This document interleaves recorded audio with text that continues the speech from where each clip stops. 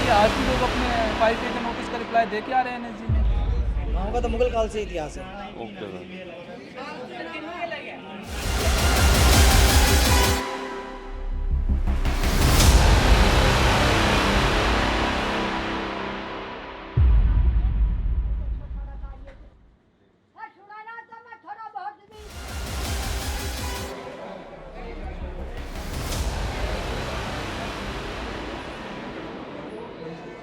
पता है गए थे आप? सारे में घूमे, सारी वीडियो सारे में ही वीडियो।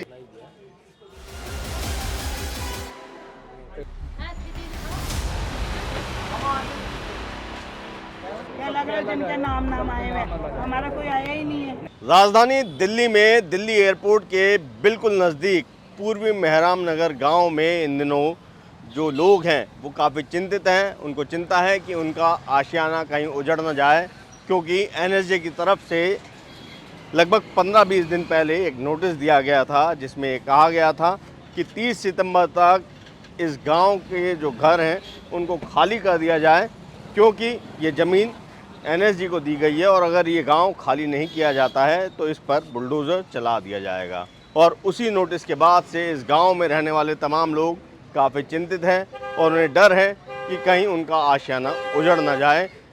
हम इस गांव में पहुंचे हैं यहाँ के लोगों से बात करने के लिए और ये समझने के लिए कि आखिर ये नोटिस क्यों इनको दिया गया है और इसके पीछे की क्या कहानी है। पूर्वी मेहराम नगर में इस समय चिंता का माहौल है, क्योंकि 30 सितंबर को ये पूरा गांव खाली करने के लिए कहा गया है और इसके लिए नोटिस दिया गया है एनएसजी की तरफ से। एनएसजी ने दावा किया है कि ये ज़मीन उनको अलॉट कर दी गई थी और अब जो गांव में लोग रह रहे हैं वो 30 सितंबर तक ये गांव खाली कर दे। मैं इस समय मेहराम नगर में ही हूँ और यहाँ के जो लोग हैं वो मेरे साथ हैं, उनसे बात करता हूँ कि क्या मुद्दा है, वो कब से यहाँ रह रहे हैं, ये पूरी बातें समझता हूँ। क्या नाम है सर आपका? मेरा नाम हरद्वारी लाल है। अच्छा, ये सर नोटिस का क्या मसला है? नोटिस का मसला ये है कि एनएसजी चाह रही है कि इस लैंड को खाली करा करके अडानी या अंबानी जो भी है XYZ उनके होटल या मॉल या यहाँ पे और अपना रेजिडेंस बना करके हमें यहाँ से भगाया जाए। अच्छा, आप लोगों का गांव कब से है यहाँ पे? हमारा गांव 1700 ईस्वी से है यहाँ पे। अच्छा, इसी जगह पे? पहले स्टील गेट पे एयरपोर्ट के अंदर हुआ करता था। अच्छा, इमरजेंसी गेट पे, ठीक है। वहाँ से उठा करके इधर बसा दिया गया। यहाँ पे कब बसाया गया होगा सर? 1965 में। अच्छा, 65 में, ठीक है। 1965 में जब यहाँ बसाया गया हमें कोई कागज नहीं दिया गया। अच्छा, हमारे 300-400 घर थे। अच्छा जी। वहाँ उन घरों में केवल 60 आदमियों को ही मकान दिया गया। अच्छा, सिर्फ 60 आदमी हो? 60 आदमियों को। ठीक है, बाकी और जो जनरेशन थी वो आसपास जैसे झुग्गी झोपड़ी बनाकर रहने लगी। ठीक है जी। हमने इस बात का विरोध भी किया है, भाई हमें पूरे मकान दिए जाएं। जी। तो हमें पूरा ना तो मकान दिया गया ना इस जगह के कागज दिए गए। ठीक है जी।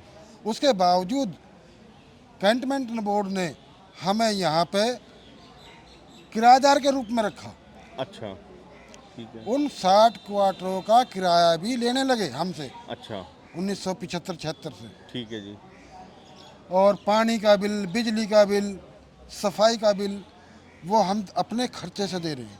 ठीक है, यहाँ पे हमारे पुरखे सदियों से रहते आ रहे हैं। ठीक है जी। हमारे बच्चे, उनके बच्चे और हम भी बूढ़े हो चुके हैं। ठीक है जी। अब हम इस स्थिति में कहाँ जाएं? सरकार ने 10,000 की नौकरी दे रखी है आजकल प्राइवेट लोगों को जी। मजदूरी के लिए। 300 दिन ड्यूटी, जी। कोई ऑफ नहीं वीकली। जी। और हम उस 10,000 में कहाँ मकान बना लेंगे? खाना हमारा पूरा पूर्ति नहीं होती तो मकान कहाँ बनाए? जी। इस वजह से हमारी सरकार से गुहार है कि हम जहाँ हैं हमें वहीं रहना दी जाए। अच्छा, जो एनएसजी बोल रही है कि उसकी ज़मीन है, तो वो ज़मीन वगैरह कब अलॉट हुई, कोई ऐसी जानकारी आप लोगों तक दी गई? हम कैसे मान लें? हमारे गांव की ज़मीन को एनएसजी कहने लगे हमें दे, कैंटनमेंट बोर्ड ने दे दी। कैंटनमेंट बोर्ड ने हमें कहा कि भाई ये ज़मीन हम उन्हें दे रहे हैं, या कैंटनमेंट बोर्ड ने हमें पहले हमारी पुरानी ज़मीन का कागज रख करके इस ज़मीन का कागज़ दिए? हमें कुछ नहीं किया गया, हमें धोखे में रखा गया। क्या नाम है सर आपका? चमन सिंह। चमन जी, आप कब से यहाँ रह रहे हैं? हम यहाँ से 60-70 साल से रह रहे हैं। अच्छा, मतलब बचपन से ही पैदाइश हाँ, से? बचपन से ही। अच्छा जी। मैं 60-70 साल, अच्छा। हमारे बुजुर्ग है वो भी यही है। अच्छा, तो जैसा सर ने बताया कि लगभग 300-400 साल पुराना एक गांव है। हाँ जी। पहले दूसरी जगह था, फिर यहाँ 65 में शिफ्ट किया गया। हाँ जी। तो कोई कागज वगैरह उस समय आप लोगों के पास नहीं उपलब्ध कराया गया? कुछ नहीं दिए, ऐसे ही फेंक दिए, ऐसे फेंक तुम वहाँ चले जाओ।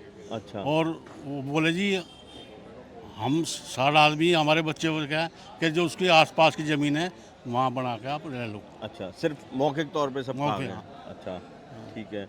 और अब जब ये नोटिस आया है, ये नोटिस कब से आ रहे हैं सर? नोटिस तो ये 6-7 महीने से आ रहे हैं। अच्छा, 6-7 महीने से। हाँ।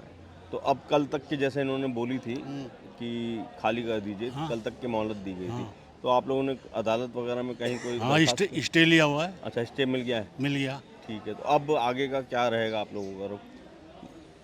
भाई जो वो स्टे वाले बोल रहे हैं वही करेंगे हम तो। अच्छा। और अभी पूरे गांव की आबादी कितनी होगी लगभग? 10,000। 10,000। क्या नाम है सर? बहादुर शर्मा नाम। आप भी सर इसी गांव के रहने वाले? बिल्कुल जी, इसी गांव का रहने वाला हूँ। अच्छा, तो गांव के बारे में थोड़ा बता पाएंगे सर? गांव के बारे में क्या बताएंगे, गांव तो गांव होता है। गांव में हमारी कम से कम 5वीं पीढ़ी चल रही है अच्छा, जो गांव में है। 250-300 साल पुराना गांव है ठीक है जो सर। हमारी अब जो लेटेस्ट में 5वीं पीढ़ी चल रही है। अब आप पीढ़ी के हिसाब से ही समझ सकते हो तो कितने साल पुराना गांव है और कितने पुराने लोग रहते हो। ठीक है। तो एक सर जो मैं समझ पा रहा हूँ, जैसे बताया कि जब 65 में यहाँ शिफ्ट किया गया लेकिन कागज़ नहीं दिए गए, तो आपको लगता है कि वो सबसे वीक पॉइंट है इस समय पे आपका कानूनी तौर पे? अगर देखो देखा सर, 65 में यहाँ बसाया गया तो जब कोई लड़ाई का कोई मसला था, देश की कोई लड़ाई का मसला था, जी। तो जब सरकार ने बोला भाई एयरपोर्ट के पास से बिल्कुल आधा किलोमीटर भी नहीं है, यहाँ से उठा के यहाँ बसा दिया गया। ठीक है। तो अब हमारे जो और जो लोग थे 130 झुग्गी थी, अच्छा। 30 वहाँ पे मकान थे, तो उनको यहाँ पे 60 क्वार्टर में अलाट कर दिया गया। ठीक है तो जी। जो 70 लोग बसे वो बोले भाई आप इनके आसपास के क्षेत्र में मकान बना लो। अच्छा। वही परिवार रह रहे हैं, ठीक है। वही उनके बाप दादा की औलाद रह रही है। जी जी जी। तो अब ये हमारे को क्यों बोल रहे हैं, कैंटोनमेंट क्यों बोल रही है कि भाई ये एनएसजी को लैंड दे दी है। एनएसजी को अगर आपने लैंड दे दी है तो हमारे को ये पहले बताया जाता कि भाई ये लैंड आपको खाली करनी पड़ेगी, आपको बसाया नहीं जा रहा यहाँ पे। आप उन्होंने क्यों बसाया हमारे को? ठीक है। और अब जैसे सर ने बताया कि स्टे शायद मिल गया है आज। बिल्कुल जी, स्टे मिल तो अब गया है। आगे क्या, किस तरह की कार्रवाई आप देखो लोग चाह रहे हैं? एनएसजी ने जो हमारे को नोटिस दिया था, हम उस नोटिस का जवाब दे रहे हैं। जो हमारे को 16 दिसंबर को हमारे को दोबारा डेट पड़ेगी, जी। तो उसी आधार पे अब ये देखो ना, आप गांव बसा हुआ है, आप उसको उजाड़ने के लिए अब एनएसजी हमारे को ये बोल रही है कि 30 तारीख को आपको गांव खाली करना पड़ेगा। अच्छा। तो कैसे खाली करना पड़ेगा ये बताओ ना। अब इतने परिवार को हम कैसे लेके जाएं कहाँ? कुछ परिवार तो ऐसे हैं जिनके खाने कमाने वाला आदमी नहीं है, वो अपना किसी के बर्तन मांज के अपने बच्चों का पेट पाल रहा है, कुछ झाड़ू पोछा करके पेट पाल रहा है। इतने सक्षम नहीं है वो परिवार जो यहाँ से इनको उठा दिया जाए और दूसरी जगह बना दिया जाए। ठीक है। तो हम तो सरकार से यही गुहार करेंगे कि जो परिवार यहाँ बसे हुए हैं उनको ऐसे ही बसा दिया जाए, ऐसे ही रहने दिया जाए, उनको ना तोड़ा जाए। अगर आप एनएसजी को कोई जगह देना चाहती है सरकार, तो कैंटोनमेंट बोर्ड के पास बहुत लैंड खाली पड़ी है, आप उनको वहाँ बसा दो। ठीक है। आप बसे बसाए गांव को क्यों उजाड़ रहे हो? वैसे कितनी जगह होगी आपके गांव की? अगर देखो सर, इतना तो मेरे को आइडिया नहीं, पर गांव बहुत बड़ा है। गांव बहुत बड़ा है, बहुत बड़ा एरिया है। 5-6 हज़ार आदमियों का परिवार रह रहा है यहाँ पे। गांव बहुत बड़ा है। मेहराम नगर के लोगों से हम बात करने के लिए आए हैं यहाँ पर कि किस तरीके से वो रिप्लाई फाइल करते हैं और उनकी तरफ से उनका क्या पक्ष है वो जानने की कोशिश करते हैं। क्या नाम है आपका सर? अजय कुमार। अजय जी, ये जो नोटिस आए हैं उसका रिप्लाई किस तरीके से आप लोग दे रहे हैं? सर जैसे कि हमारा जो वकील साहब है जी। उन्होंने रिप्लाई दिया है, अच्छा। उनकी सलाह से रिप्लाई चल रहा है। अच्छा, तो आपको भी नोटिस आया हुआ है? जी सर। कितने दिन हो गए होंगे नोटिस आए हुए? सर नोटिस एक पहले आया था, अच्छा। करीब हो गए 6 महीने करीब हो गए। अच्छा। और दूसरा आया था महीना करीब हो गया। अच्छा। महीना तो डेढ़ महीना हो गया। अब उसमें 30 सितंबर तक की हाँ जी, तारीख दे 30 रखी थी आप की लास्ट लोगों दे दी। को। अच्छा, तो अब कोर्ट वगैरह में जैसे आप गए हैं तो क्या सुनने में आ रहा है? कोर्ट की तरफ से कोई पक्ष आया सामने? कोर्ट में सर हमारे को 16 दिसंबर तक स्टे मिला है अभी। अच्छा, 16 दिसंबर तक। हाँ। ठीक है। तो इसके अलावा और एनएसजी वालों से आपकी बात हुई? एनएसजी या के आप साथ लोगों- सर हम क्या बात करेंगे? अच्छा, नहीं जैसे वो बता रहे हैं कि ये ज़मीन कंटोनमेंट ने उनको दे रखी है। सर एनएसजी का गठन हुआ था 1984 में। ठीक है। यहाँ पे जब आई थी 1986 में आई है। ठीक है 1986 में आई है। जी। हमारा गांव तो सर बहुत पुराना है। ठीक है। 1928 का 1928 का मैं आपको अपनी रसीद दिखा सकता, जो हमारा पहले गांव था, अच्छा। पुराना गांव था, अच्छा, वहाँ से उठा के इन्होंने यहाँ भेज दिया था। ठीक है। ये सन 1965 की बात है। अच्छा 65 में क्या हुआ था बता रहे हमारे पूर्वज बताते हैं, कोई झगड़ा वगड़ा हुआ था पाकिस्तान से, जी। तो उस दौरान यहाँ पे शिफ्ट किया गया था तुरंत ही, इमरजेंसी की, मतलब फटाफट यहाँ से खाली किया जाए। तो हमारे वहाँ पे जो फैमिली थे रहती थी, करीब रहती थी 150-160 के करीब। जी। तो कुल उन्होंने 60 क्वार्टर दिए थे।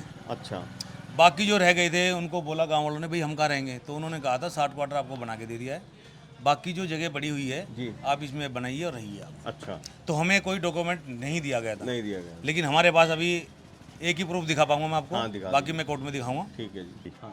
ये 1964 का है, अच्छा हमारे ताऊ जी के नाम है ये। ठीक है। डॉक्यूमेंट तो सर बहुत है, उर्दू में भी है मेरे पास, अच्छा लेकिन सबको शेयर नहीं कर सकते, वो हम अपना कोर्ट में दिखाएंगे। ठीक है। ये कोई नया गांव नहीं है, गांव बहुत पुराना है, और सुप्रीम कोर्ट के सर ऑर्डर है, जब एक गांव को उजाड़ दिया जाता है, दोबारा वहाँ बसा दिया, दोबारा उसको उजाड़ा नहीं जाता। तो ये गांव तो पहले ही एक बार उजाड़ दिया गया है। जहाँ टर्मिनल 1 का अराइवल है, ये गांव पहले मेहराम नगर वहाँ होता था। अच्छा जी। 1965 में वहाँ से उठा के इन्होंने यहाँ बसाया हुआ है। माता जी क्या नाम है आपका? नाम क्या है आपका? नाम राम प्यारी।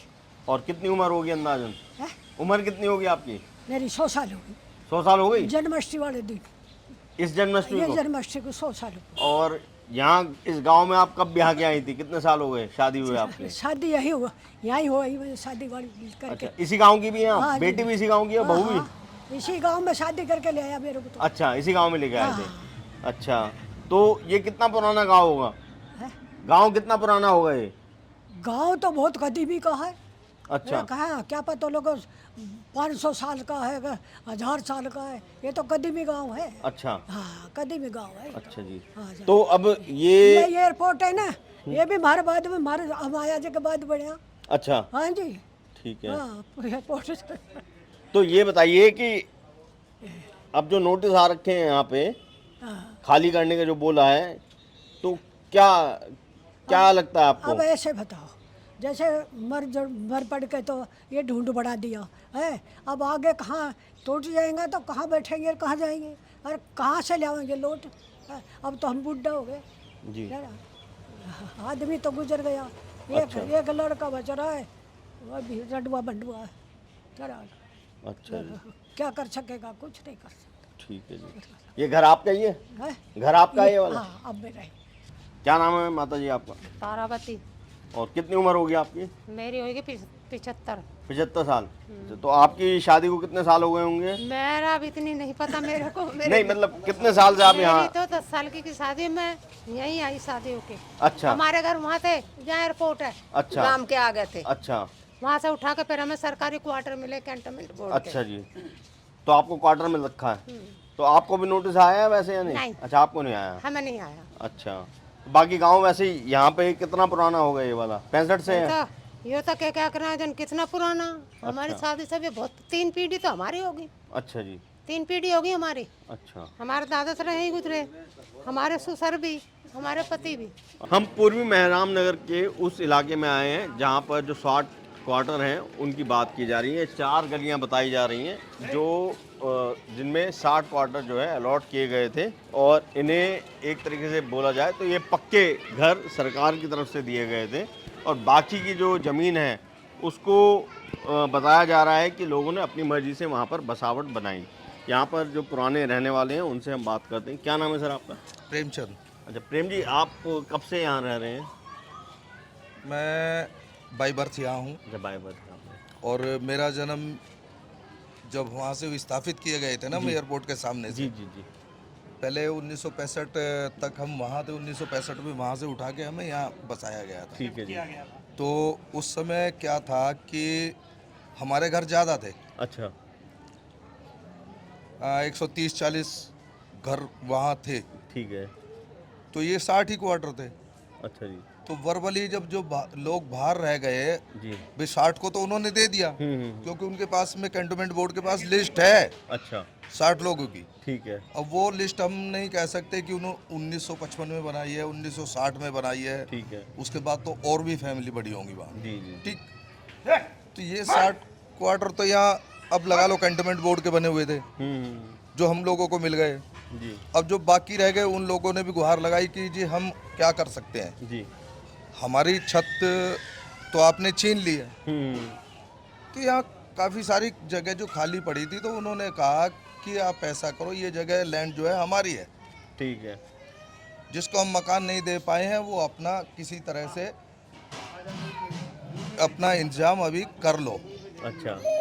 भविष्य में देखा जाएगा कि आपको हम लोगों का मकान बनाने का विचार हुआ तो मकान बना के देंगे, और नहीं तो आप अपना कर लो, ये हमारी अपनी लैंड है। अच्छा, ये सर लेकिन जो है सर मौखिक तौर पे कहा मौखिक तौर पे कहा गया। अच्छा। उसके बाद जो बाहर मकान भी बने थे जी, उनको भी कैंटोनमेंट बोर्ड की तरफ से एक पर्ची वगैरह कोई दी? वो मिला है, टोकन मिला है, हाउस टोकन, जो उस पे नंबर पड़े हुए थे जो टी सीरीज के हैं, ठीक है जी, दिल्ली कैंटोनमेंट बोर्ड की तरफ से। ठीक है जी। तो अब हम ये कहना चाह रहे हैं कि अब जिस तरह से एनएसजी का हम पे प्रेशर बनाया जा रहा है, तो 1965 में तो हम यहाँ विस्थापित होके आए हैं जी। एनएसजी 1986 में हमारा शमशान भूमि थी जिस पे इन्होंने आके जबरन कब्जा किया। अच्छा, और टेंट 2-4 टेंट डाले थे इन्होंने, कुछ ही लोग आए थे। ठीक है। तो हम भी ये सोचे कि हमारी सुरक्षा हेतु है, हमारी फोर्स है। तो ऐसा हमने कभी भी नहीं सोचा था कि ये फोर्स ही रक्षक ही भक्षक बन जाएगी। ठीक है। ठीक। अब हमें नहीं, ये कभी नहीं पता चला, ना हमें कैंटोनमेंट बोर्ड ने बताया कि ये लैंड हमने ट्रांसफ़र कर दिया एनएसजी को। अच्छा। अब एनएसजी के नोटिस हम लोगों, जबकि ये गांव का इतिहास मुगल कालीन है, लगभग 300 से 400 साल पुराना गांव ये है। आप ये मान, वहाँ से उठा के हमें यहाँ विस्थापित कर दिया है, तो महरम नगर ही, दोनों जगह ही महरम नगर है, वो भी महरम नगर है, ये भी महरम नगर है। यहाँ बाद में जो है ये होने लगा कि जब हमारे ये ईस्ट और वेस्ट का भी बताऊंगा मैं आपको किस तरह से नाम पड़ा। हम लोगों की चिट्ठी पत्री का उस टाइम चलन था, हमारी बहुत सी चिट्ठियाँ वहाँ पहुँच जाती थी, हमें मिलते ही नहीं थे, संदेश ही नहीं मिलते थे। ठीक है जी। फिर ये ईस्ट और वेस्ट का वो डाला गया, वो वेस्ट महरम नगर हो गए, ईस्ट महरम नगर। वेस्ट वाला वो है जो पुराना गांव होता था। हाँ, हम यही भी पुराना ही है। अच्छा। हमें वहीं से उठा के उसी मतलब जो उसी की जमीन उसी है, का वहाँ पे पार्ट आपको- है ये, उसी का पार्ट है। ठीक है। तो अब हम ये नहीं समझ पा रहे हैं कि ऐसा कौन सा कानून है कि एक जगह से दूसरी जगह जब जिस किसी को विस्थापित किया जाता है तो वहाँ से उसे हटाया नहीं जाता है। अब ये कौन सा कानून के तहत हम लोगों को यहाँ से हटा रहे हैं? ठीक है। मैं तो प्रधानमंत्री जी से और अन्य जितने भी हमारे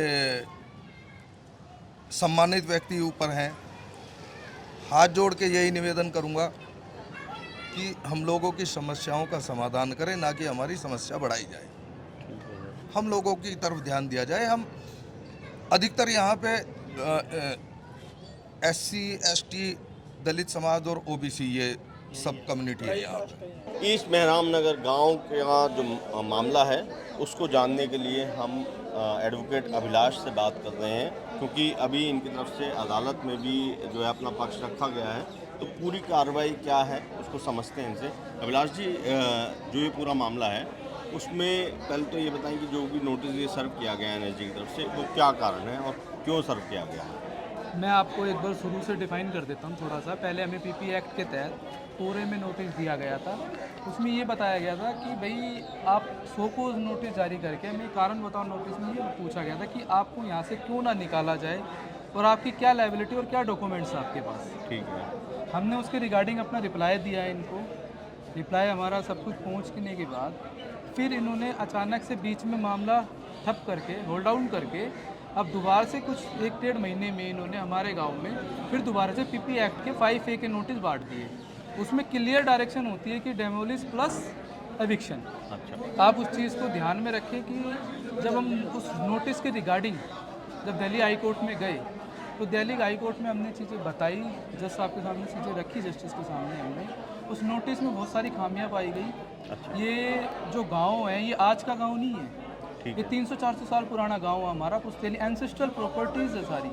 दिल्ली कैंटोनमेंट का बसाया हुआ गांव है। आज दिल्ली कैंटोनमेंट बोलता है कि इस गांव से मेरा कोई लेना देना नहीं है। अच्छा, आप ऐसे कैसे मतलब सिर्फ एक कारण की वजह से कि ये पिछड़ों का गांव है, ST SC OBCO का गांव है, इसलिए सब हाथ झाड़ रहे हैं हमारे गांव से। ठीक है, हमने बड़ी कोशिश करी है हर जगह तक अपनी बातों को पहुंचाने के लिए। हम आज भी एक्सपेक्ट करते हैं कि हमारे लोग हमारे बीच में आए, हमारे नेता सभी आ भी रहे हैं हमारे, ऐसी बात नहीं है, आश्वासन मिल रहा है, पर हमें कोई पुख्ता आश्वासन कोई नहीं दे पा रहा है। दिल्ली हाई कोर्ट के डायरेक्शन के हिसाब से हमें थोड़ी राहत हुई है। क्या डायरेक्शन? डायरेक्शन ये है, उसमें हमारी लीडिंग्स पिटीशन में हमें स्टे मिल गया है। अच्छा, उसके रिगार्डिंग हमारी कार्रवाई उसी के आगे चलेगी, उस पर ही चलेगी। ठीक है, और जल्दी हमारी सारा का सारा एक बार पेपर वर्क कंप्लीट हो जाए। आज भी जैसा आप देख रहे हो हमारा यहाँ 5A के नोटिस के रिप्लाई कंटिन्यू जा रहे हैं इनके पास। कल का जैसे इन्होंने हमें till the date final date इनकी कल की है कि जी कल तक हमें रिप्लाई दो, अदरवाइज हम बिल्डोजर ला के आपको तोड़ देंगे। एक डेमोक्रेटिक कंट्री में पॉसिबल है? ना तो हम कोई बांग्लादेश से आया है, ना कोई पाकिस्तानी है, हम इस देश के मूल निवासी है। और कोई बाहर से भी आ रहा है, शरणार्थियों को तो आप पक्का मकान बना के दे रहे हो, और जो इस देश के मूल निवासी आप उनके साथ कह रहे हो कि रातों रात खाली करो और चले जाओ, आपके कब्जे की ज़मीन है। अगर आप इस चीज़ को देखोगे कि 300-400 साल पुराने गांव के लोगों को आप ऐसे करके ऐसे निकाल दोगे, ऐसे तो पूरा आधा भारत खाली हो जाएगा हमारा। किसके पास पेपर है? और पेपर होंगे, अब पेपर हम कोर्ट में ही दिखाएंगे। ठीक है, ये चीज़ क्लियर है। और ये कह रहे हैं हमारा अवैध कब्जा है, तो सरकार ने हमें बिजली, पानी, वोटर ID कार्ड सब दिए, तो इस हिसाब से तो हमारी जो MP है, MLA है, पार्षद है, हमारे वोटिंग राइट से वो भी चुने गए, हमें वो भी वापस दे दो। अगर हम अवैध कब्जा करके रह रहे हैं तो सरकार ने हमें सुविधाएं प्रोवाइड क्यों कराई? और NSG कह रहे हैं कि 86 में हमें हैंड ओवर कर दी गई थी, तो आप आज तक का वेट क्यों कर रहे थे? मतलब NSG को ये कहना कि 86 दिल्ली में ये जमीन कैंटोनमेंट, हाँ उनकी जी, अलॉट कर दी गई थी। NSG का कहना ये है कि दिल्ली कैंटोनमेंट बोर्ड ने इस गांव के 60 क्वार्टर को छोड़ के जो भी अदर लैंड है, अदर प्रीमाइज है, वो 86 में उनको हैंड ओवर कर दी थी। अच्छा, आप या तो उस टाइम पब्लिक नोटिस देते या उस टाइम लोगों को बताते कि ये लैंड भाई हमें हैंड ओवर हो गया, आप खाली करो। आप किस चीज़ का वेट कर रहे थे? और ये गांव जो है यहाँ पे कब से बसावट है? ये मैं जैसा कि आपको बता दूं, गांव तो हमारा NSG क्या दिल्ली कैंटोनमेंट पहले से ही है। हमारा क्या होता था कि जो गांव था हमारा पहले यहीं से थोड़ी सी आगे G5 की तरफ था। अच्छा, जिस पे एयरपोर्ट एक्सटेंड किया गया भारत पाकिस्तान की वॉर के दौरान कि भाई यहाँ पे खतरा है, आपको शिफ्ट किया जा रहा है। हमें यहाँ रिलोकेट करके यहाँ बसाया गया। ठीक है, कि भाई आप यहाँ रहे हो या आपका गांव ईयर है। की बात होगी? ये 1965 की ईयर की बात, 1965 की। तो उस समय पे कोई दिक्कत पड़त या कोई ऐसा दस्तावेज वगैरह? आप भी इसी देश के हो, मैं भी इस देश का हूँ। आपको भी पता हमारे लोग पहले कितने पढ़े लिखे होते थे और कितना कंप्यूटर था और कितना सिस्टम था। आज भी लिखित रिकॉर्ड हमारे पास बहुत सारे हैं, बट मेन रिकॉर्ड तो उनके पास है। आज हम RTI लगा रहे हैं, हमें रिप्लाई नहीं दिया जा रहा है इस चीज़ का। अब तो कोर्ट ही मांगेगा रिप्लाई, जवाब उनसे। कितनी आबादी अभी फिलहाल इस गांव की? यहाँ से 10-12 हज़ार लोगों की आबादी है, 2-2.5 हज़ार मकान है, और मोस्टली यहाँ गरीब तबका रहता है जिनका रोजगार आसपास के 2 किलोमीटर के दायरे में चलता है, एयरपोर्ट से, टैक्सी से, इन्हीं सब से चलता है सारा। तो अभी जैसे आज आप बता रहे हैं कि लगभग स्टे मिल गया है हाई कोर्ट की तरफ से, तो अब आगे क्या कार्रवाई? आगे की कार्रवाई हम बिल्कुल डेफिनेटली हम अब फाइट करेंगे, उसके लिए हम जा रहे हैं। बिल्कुल हमारा लीगल प्रोसेस रेडी है, हम उसको रुकने ही नहीं दे रहे। रिप्लाई सबके रेडी है, आज भी लोग अपने 5A के नोटिस का रिप्लाई दे के आ रहे हैं NSG में। सबसे पहले मैं आपका शुक्रिया अदा करता हूं कि आपने मौका दिया कि आपके ज़रिए मेरी बात जन जन तक जाएगी। देखिए, दिल्ली छावनी, दिल्ली कैंटोनमेंट दिल्ली का हिस्सा है, इस भारत का हिस्सा है। जितनी भी सरकार आती हैं, मौजूदा सरकार ख़ास तौर पर बार बार कहती है जहाँ झुग्गी वहीं मकान। बार बार इस बात का क्रेडिट लेते हैं कि हमने इतनी अनऑथराइज्ड कॉलोनीज़ को रेगुलराइज कर दिया दिल्ली में और बाकी जगह। क्या ईस्ट मैरम नगर दिल्ली का हिस्सा नहीं है?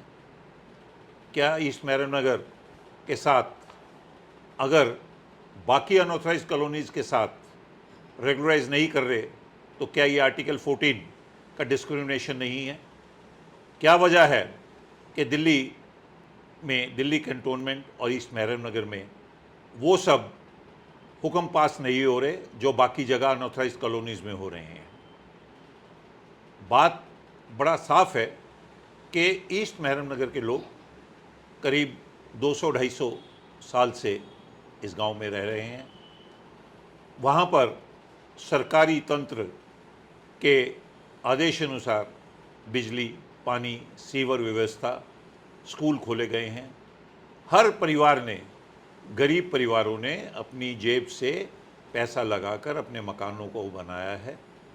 और अगर एनएसजी को ये ज़मीन 1986 में या 1986 से पहले अलॉट हुई थी तो 50 साल तक वो कहाँ थे। अब एकदम से उनको ज़रूरत पड़ गई और वो आके गांव वालों को भय का माहौल बना रहे हैं कि ज़मीन खाली करो। मेरा कल भी मैंने ईस्ट महरम नगर में यही कहा है कि सरकार को सुझाव है कि इस नोटिस को विड्रॉ करें और जैसे बाकी पूरे दिल्ली में अनऑथराइज्ड कॉलोनीज़ को रेगुलराइज कर रहे हैं, अगर इसको अनऑथराइज्ड मानते हैं तो दिल्ली कैंटोनमेंट बोर्ड, रक्षा मंत्रालय को हुक्म पास किया जाए कि ये कॉलोनी भी उन अनऑथराइज्ड कॉलोनीज़ के साथ रेगुलराइज मानी जाएगी। पूर्वी महरम नगर गांव में हम घूमे, यहाँ अलग अलग लोगों से हमने बात की और हमें यही समझ में आया कि यहाँ पर जो है सभी बिरादरी रहती है, लेकिन अगर बहुलता की बात करें तो जो दलित समाज है अधिकतर संख्या उन्हीं की है।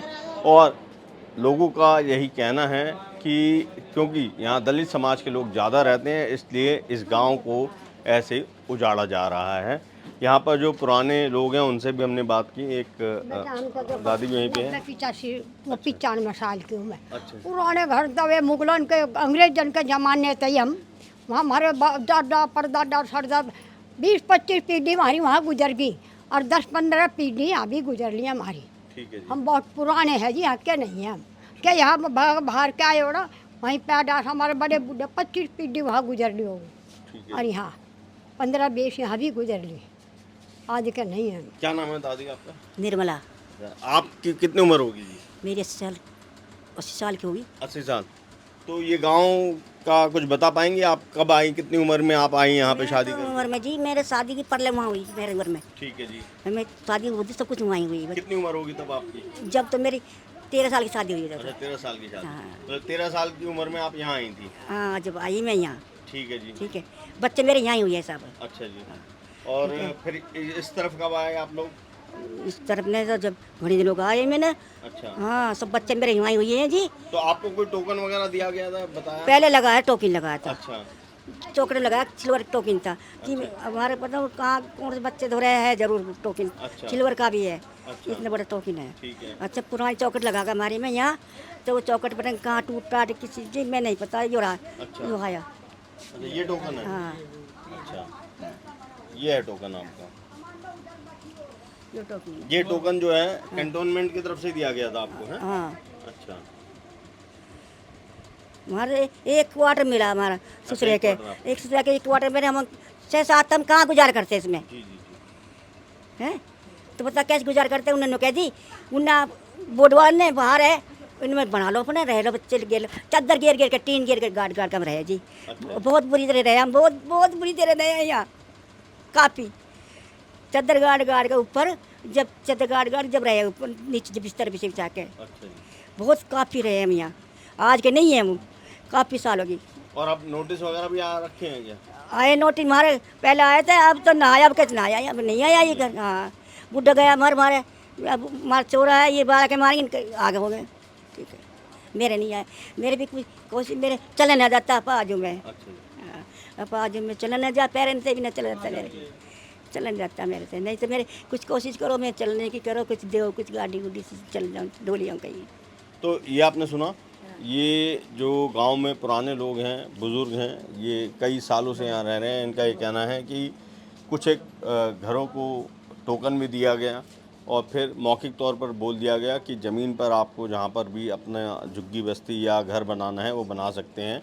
उसी मौखिक आश्वासन पे ये गांव बसता चला गया और अब अचानक से इस गांव को उजाड़ने के लिए नोटिस भेजा गया है और ये लोग अपने घर, आशियाने, गांव को बचाने के लिए कवायद में जुटे हुए हैं। और ऐसा हमें जानकारी दी गई है कि हाई कोर्ट की तरफ से अब स्टे मिल गया है। देखना यही है कि आने वाले समय में इस गांव की जो चिंता है वो पूरी तरीके से उस चिंता का निवारण हो पाता है या नहीं, या फिर इस गांव पर जो बुलडोज़र चलाने की बात की गई है वो डर बना रहता है।